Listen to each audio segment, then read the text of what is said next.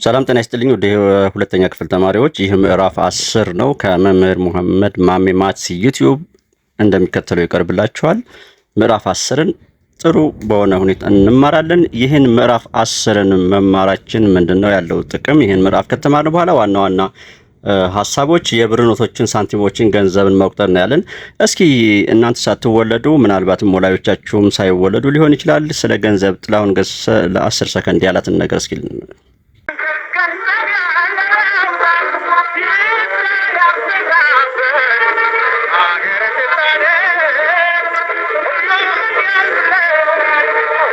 ስለ ገንዘብ እንግዲህ ገንዘብ ያለው ያውጣ ይስራ ያሰራበት ነውና ገንዘብ ስለ ሌላ ቀጥዬ ደግሞ የምነግራችሁ ነገር ይሄን ምዕራፍ መማራችን ያለው ፋይዳስ ምንድነው? እስኪ ውድ ተማሪዎች ስለ ገንዘብ ስንማር እነዚህን ፖይንቶች ጥቅም ታገኛላችሁ። ብዙ ጊዜ ሂሳብ ላይ የሚነሱ ጥያቄዎች ይሄንን ነገር መማሬ ምንድነው ለኔ ፋይዳው የሚለው።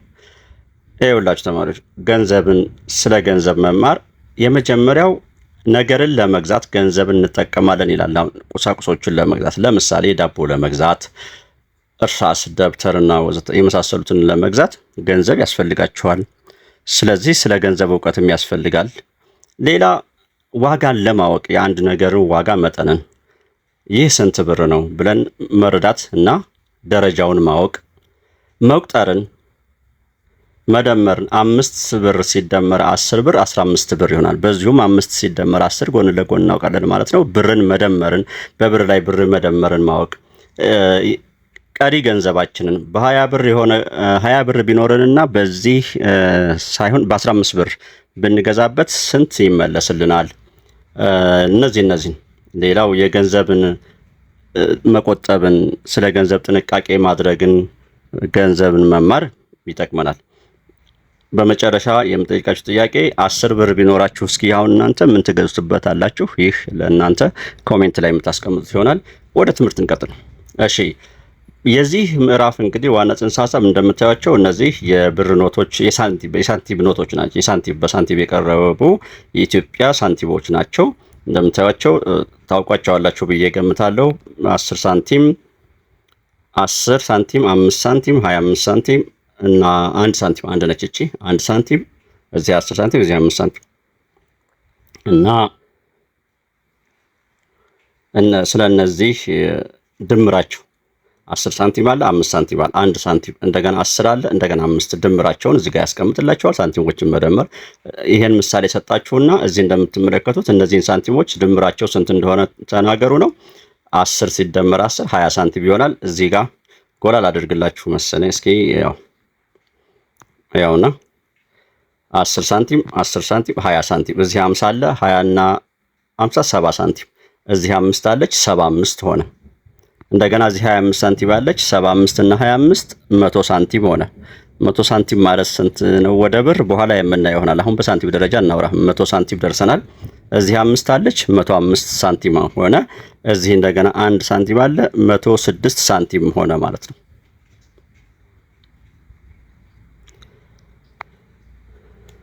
ተመሳሳይ ነው። ይሄንን ለእናንተ ልተው። እነዚህም ትደምራላችሁ። እዚህ ጋር እንድናዛምድ እየጠየቀን ነው። ምሳሌ ሰጥቶናል። እዚህ 5 ሳንቲም እና 5 ሳንቲምን አመጣና እዚህ ጋር 10 ሳንቲም አለች ከዚህ ጋር አገናኛት 10 ሳንቲም ሆነች 5 እና 5።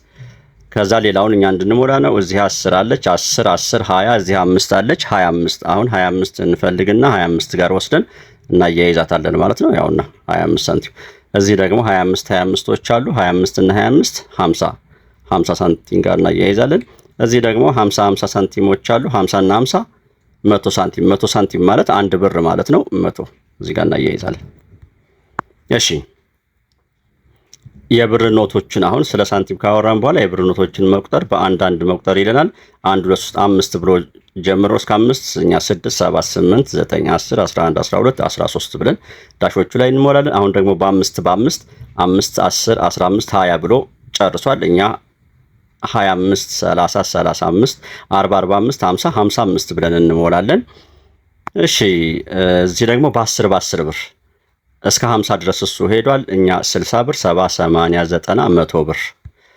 እዚህ ደግሞ በ50 ብር 50 100 ብሎ ጨርሶ አቁሟል። እኛ እንቀጥላለን 150 200 ብለን እንቀጥላለን።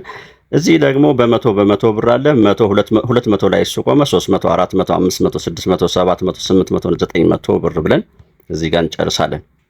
ኤኒዌይስ እዚህ ጋር አንድ ነገር እየተረዳችሁ ውድ ተማሪዎች፣ አሁን እዚህ ጋር እንደምትመለከቱ 10 ብር አለ። ስንት 10 ብሮች 50 ብር ይሆናል?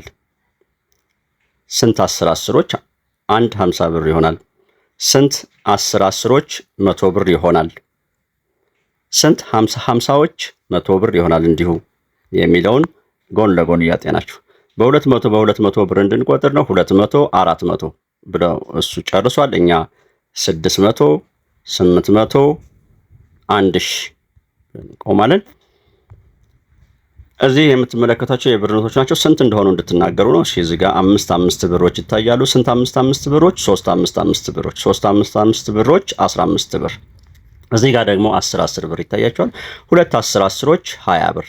እዚህ ጋር ደግሞ 50 ብሮች ይታያቸዋል። 3 50 ብሮች 150 ብር ሆኑ።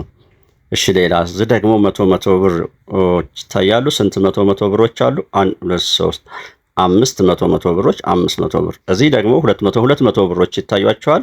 ስንት 200 ብሮች አሉ? 1 2 3 4 200 ብሮች 800 ብር ሆኑ።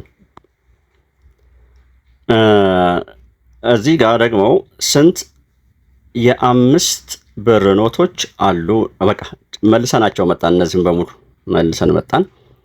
እዚህ ጋር ስንመጣ ብርና ሳንቲም መቀላቀል ጀመረ። ደግሞ ከመጀመሪያ ላይ 10 ብር እሱ ሰርቶልናል፣ ምሳሌ ነው። እዚህ 5 ብር አለ። 10 ብርና 5 ብር 15 ብር። 1 ብር ስንጨምር 16 ብር ተሰርቷል። ይሄንን እንደንሰራኛ ነው። እዚህ 5 ብር አለ፣ እዚህ 1 ብር አለ። 5 እና 1 6 ብር። እሺ 6 ብርና እዚህ 50 ብር አለ፣ 56 ብር። 56 እና እዚህ 10 ብር አለ፣ 56 እና 10 66 ብር ይሆናሉ።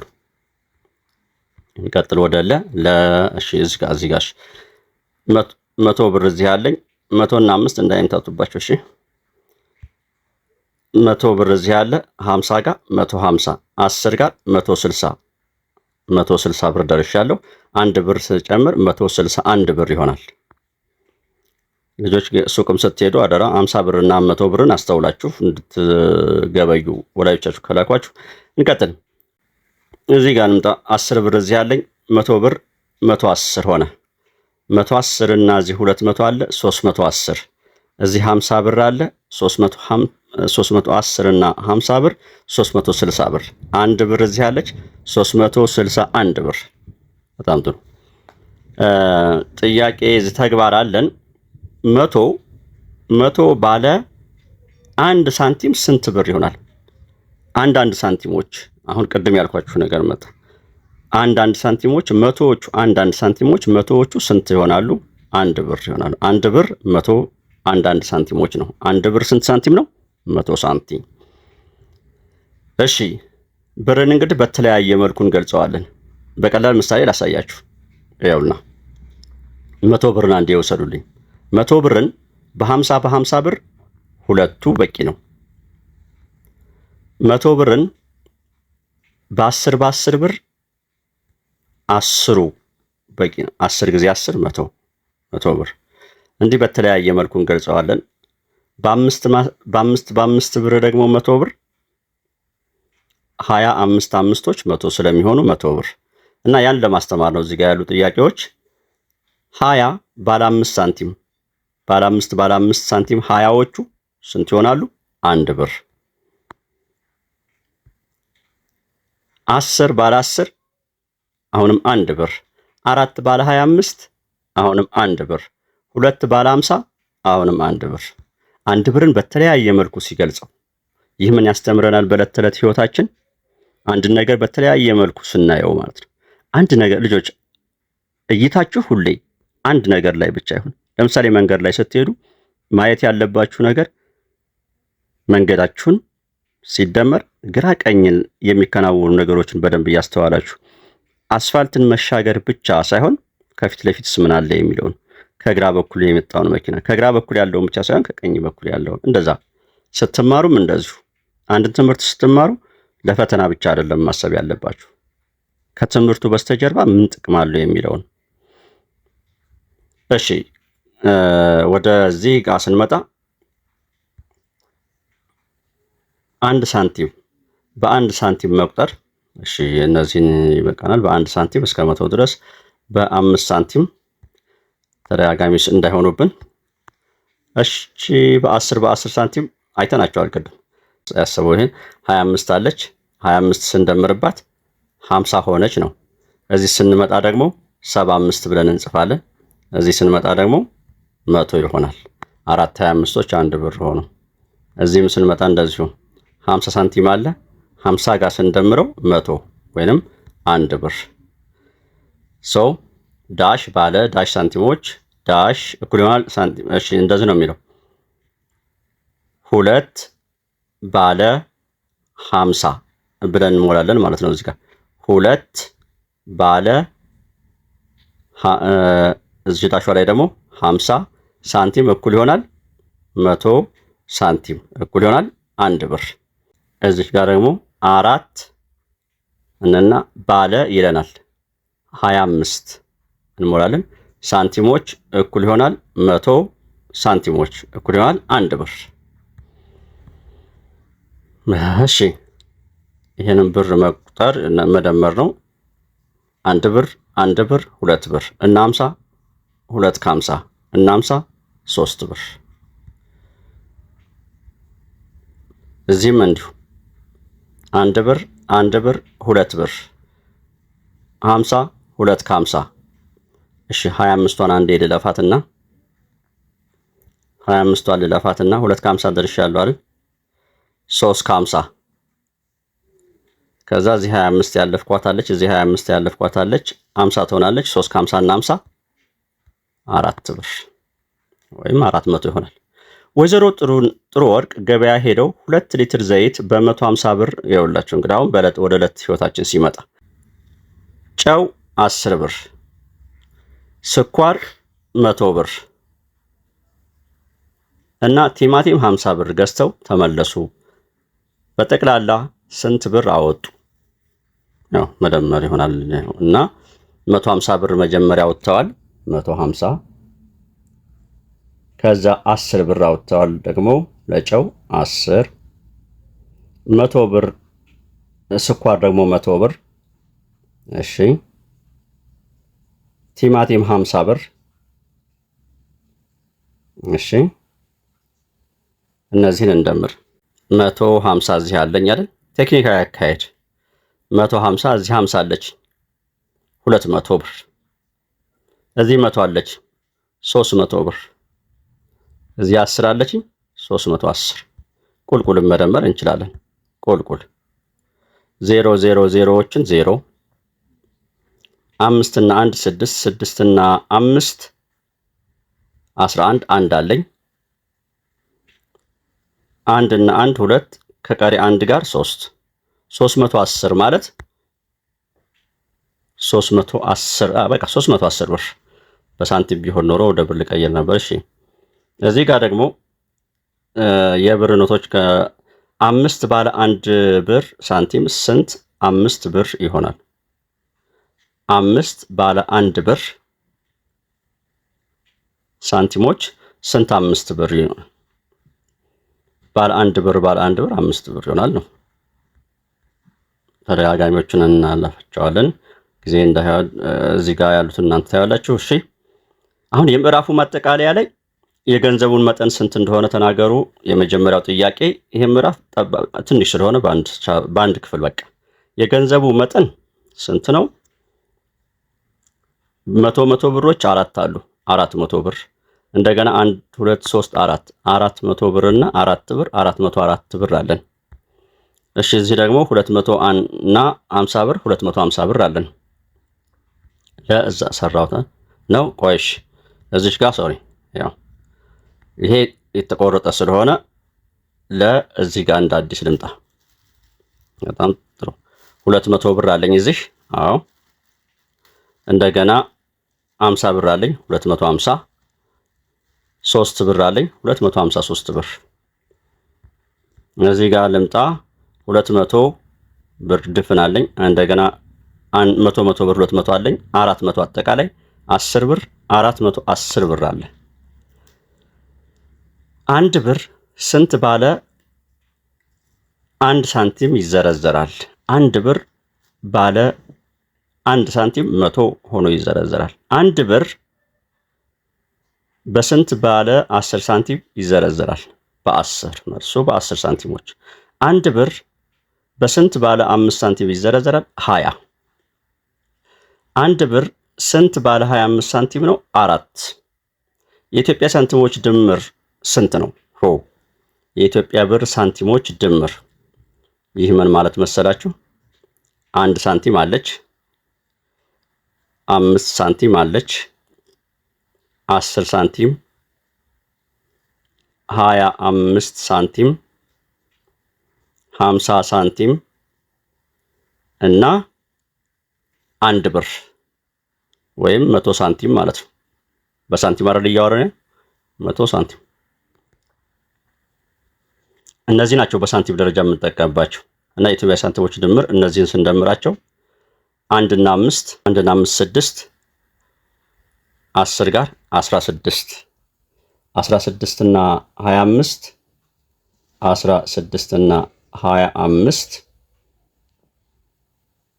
ላይ ደርሻለሁ።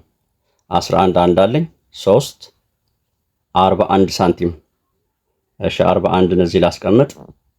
50 አለኝ እዚህ ደግሞ 50ን እዚህ ልጻፍና 1 9 91 ሳንቲም። 100 ደግሞ እዚህ አለኝ 191 ሳንቲም ይሆናሉ ጠቅላላ ድምራቸው። 25 ብር ስንት ባለ 25 ብር ኖት ይሆናል? 25 ብር ስንት ባለ 5 ብር? 25 ብር 5 5 5 5 5 5 25 ይሆናል አይደል? ስለዚህ ባለ 5 ባለ 5 ብር ኖት። ስድስተኛ ጠቅላላ ዋጋ ፈልጉ። 25 ሳንቲም እዚህ ጋር አለችኝ 25 ሳንቲም አይደል? እዚህ 1 ብር 125 5 ጋር 130 ሳንቲም 140 145 145 እና 50 191 እሺ 10 ብሮች ደግሞ እዚህ 1 2 3 4 5 10 ብሮች አሉ 2 ጋር 52 ብር። እዚህ ጋር ስንመጣ 50 ብሮች ስንት አሉን?